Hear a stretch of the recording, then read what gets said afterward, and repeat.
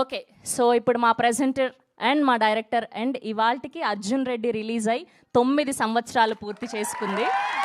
So అలాంటి ఒక sensational ఫిలింని మనకు అందించినటువంటి మా సందీప్ రెడ్డి వంగ గారిని మాట్లాడవలసిందిగా రిక్వెస్ట్ చేస్తూ ఉన్నాం, ప్లీజ్. నేను యాక్చువల్లీ మన ప్రీ రిలీజ్ ఉంటుంది కదా, అప్పుడు మాట్లాడదాం. ఊరికూరికి ఏం మాట్లాడతలేను. కానీ నేను సినిమా చూసిన అంటే నాకేమనిపించింది అంటే ఈ ఫిలింలో ఆ క్యారెక్టర్ ఎట్లయితే చేసిండో అంత ఇన్నోసెంట్గా అది కష్టం అనిపిస్తుంది నాకు అట్లా యాక్టింగ్ చేయడం. అది చూస్తున్నప్పుడు అతని యాక్టింగ్, అమ్మాయి యాక్టింగ్, వీళ్ళ ఫ్రెండ్స్ యాక్టింగ్ అది సినిమాలా లేదు. అది మనం పక్క నుండి చూస్తున్నట్టు అనిపించింది నాకు. అది నేను కథ విన్నా, అసెంబుల్ కట్ చూసిన. ఒక్కరోజు షూటింగ్ పోలేదు, అసలు వాళ్ళని ఎప్పుడు డిస్టర్బ్ చేయలేదు. నాకు మైక్రో మేనేజ్మెంట్ ప్రాబ్లమ్స్ ఉన్నాయి, మళ్ళీ పోయి వాళ్ళని డిస్టర్బ్ చేస్తానని చేయలేదు. నేను కథ విన్నప్పుడు ఎంత నవ్వినో సినిమా చూసినప్పుడు అంతకంటే ఎక్కువ నవ్వినా.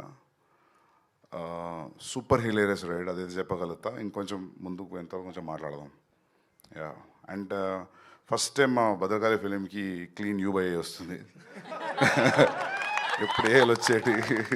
సో ఎన్నిసార్లు ఫ్యామిలీతో రమ్మన్నా రాలేదు, ఈసారి అయితే రండి. థియేటర్ బయట ఎవడు ఆపడం మిమ్మల్ని. సో యా, మ్యూజిక్ బాగుంది అండ్ టైం అసలు తెలియట్లేదు.